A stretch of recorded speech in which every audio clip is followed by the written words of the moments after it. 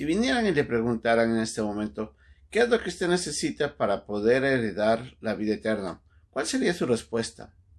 Tal vez usted diría que puede hacer cosas buenas.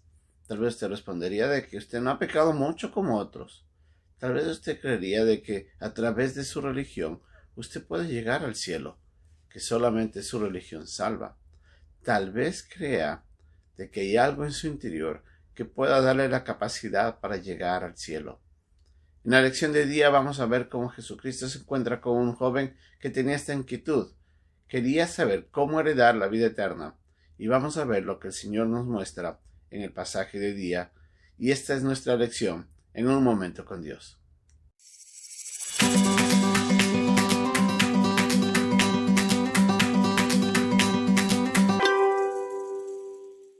El pasaje de día es un pasaje muy conocido por muchos, en el que vemos a un joven que se acerca con la inquietud de saber cómo poder llegar al cielo.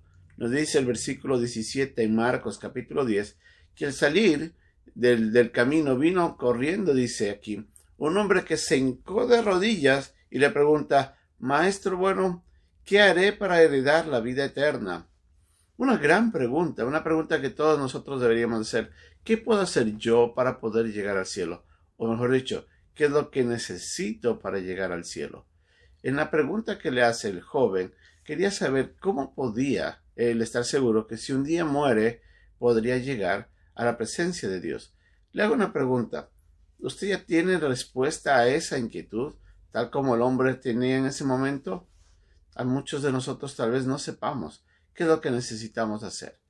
Pero en la historia vemos de que el hombre le dice de que había hecho muchas cosas, porque Jesús le pregunta, ¿por qué me llamas bueno? Le dice. En primer lugar, debes de entender de que solamente hay uno que es bueno, y es Dios. Él no estaba negando la afirmación que le hace el hombre, solamente hace hincapié en reconocer, decir, tú sabes de que solamente hay uno solo que es bueno, y ese es Dios, y tú me estás mirando a mí como Dios, y está bien. Ahora la pregunta, o mejor dicho, la frase que le hace Jesús, le ayuda a revelar al hombre su realidad. Y le dice, ¿tú conoces los mandamientos? Le dice, no adulteras, no has adulterado, no has matado, no has robado, no has dicho mentiras, no has defraudado, has hecho todas estas cosas, has honrado a tu papá y a tu mamá. Y dice el versículo 20 que mirándole le dijo, Maestro, todo esto lo he guardado desde mi juventud.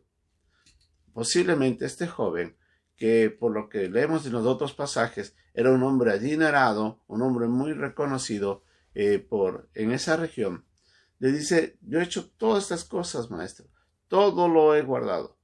Pero el Señor sabía de que había algo que le faltaba en su corazón, algo que no completaba el requerimiento de Dios. Y para ayudarle a mirar a sí mismo, o sea, al joven, lo que estaba pasando en su propia vida, le dice, a ver, vamos a ver si esto es cierto. Quiero que hagas una cosa. Quiero que tomes todas tus posesiones, vayas, lo vendas, lo entregues a la gente que lo necesita y tú toma tu cruz y sígueme. ¿Qué es lo que le estaba diciendo Jesucristo en ese momento? Quiero que haga tres cosas. Quiero que te alejes de las posesiones. Deja de amarlas, deja de buscarlas y renuncia a ellas. Toma lo que tú puedas obtener de la venta de todo eso y dalo a los pobres. En otras palabras, muéstrame si tienes amor por tu prójimo. Pero sobre todo le dice, y quiero que me sigas sobre todas las cosas. En otras palabras le dice, toma tu cruz y sígueme. Obviamente el muchacho no podía cumplir eso, porque en primer lugar sus posesiones eran muchas. Nos dice el versículo de que él muy triste se alejó. Y le dice que se fue afligido por esas palabras porque tenía muchas posesiones. En ese instante, él reveló a sí mismo su necesidad no estaba completa. La capacidad de poder llegar al cielo, lamentablemente, no estaba en él porque tenía cosas que lo ataban en este mundo.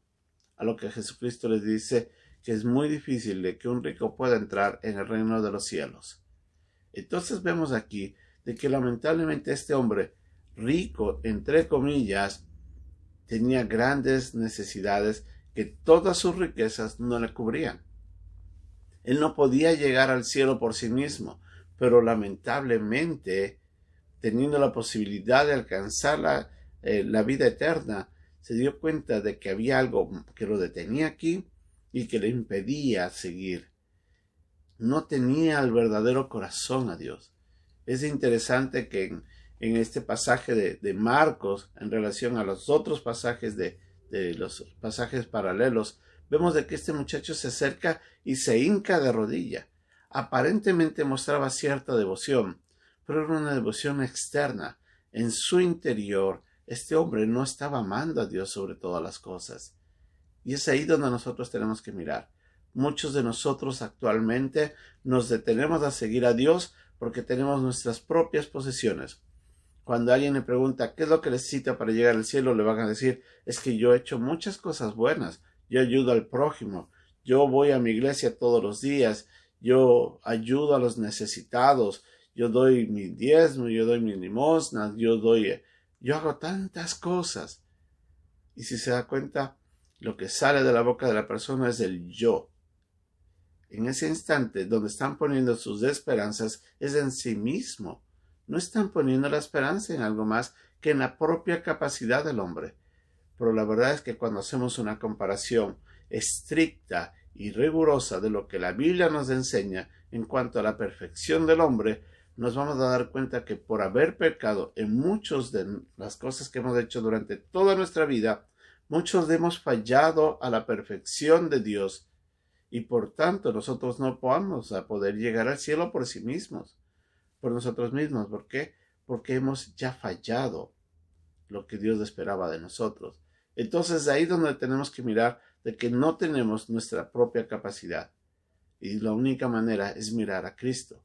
Jesús lo que le estaba diciendo era, yo quiero que mires si realmente tú crees que puedes hacer solo esto, porque la pregunta del hombre le dice, ¿qué haré para heredar la vida eterna?